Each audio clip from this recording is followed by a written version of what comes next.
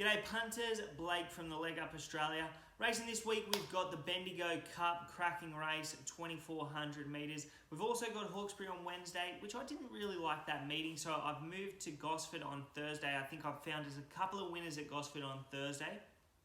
The best bet of the day at Gosford comes up in the fourth race. It is number 7, HARTO from the Chris Wallace stable. James McDonald's in the saddle, drawn barrier 6.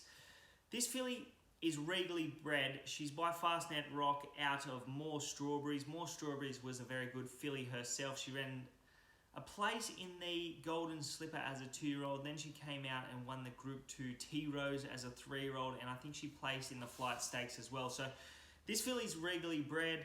At her first race start at Warwick Farm, she had absolutely no luck. That was in a maiden behind Montserrat. She gets a 1.5 kilo weight swing on Montserrat for that effort. She had absolutely no luck. She was held up until within the 150 metres. She had no momentum, then she got out and she really surged to the line. It was a really good effort. She made it close at the finish.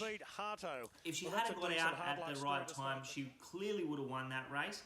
She steps up to a benchmark 64, but I think she should have won her maiden on debut, so that's okay. She's drawn barrier 6. She stays at 1,100 metres. I think she's going to be super hard to beat, and she is a filly with plenty of ability. So I think she's well placed to win and make amends for her unlucky first start defeat. So that's race 4, number 7, HARTO from the Chris Wallace stable. I think the next best bet of the day is also from the Chris Wallace stable. This is an import who has had one run in Australia. Number 3, race 1, number 3, Yonkers, Chris Waller, Kira McAvoy.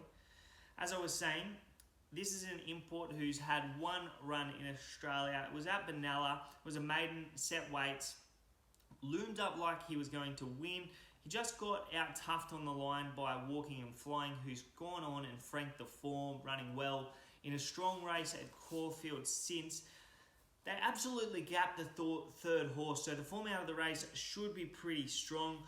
This horse shows up here, 1,900 metres, maiden, set weights in Sydney. I think he's going to be really hard to beat. He's going to relish the 1,900 metres. He's performed well over longer distances in Europe. He runs second over 2,400 metres and third over 2,400 metres at the Curragh. So he's absolutely going to relish the 1,900 metres. There's not much speed in the race.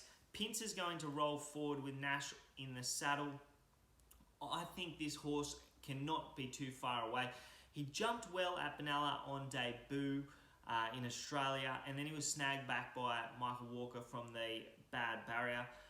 But he doesn't have to do that here over 1,900 metres. If he begins well, he can be probably midfield with 9 runners in the race and not be too far off them. And I think he just proves too good for them. So that is race 1, number 3, Yonkers, the next best bet of the day at Gosford. That's all for me so far. If you are going to have a bet on Wednesday, please do so responsibly. And if you want all my selections for the big Golden Eagle meeting at Rose Hill on Saturday, please head over to our website www.thelegupaustralia.com and sign up to our free mailing list, which will include all my selections for that big meeting at Rose Hill on Saturday. As I said, gamble responsibly, and as always from the Leg Up Australia, good luck and good punting.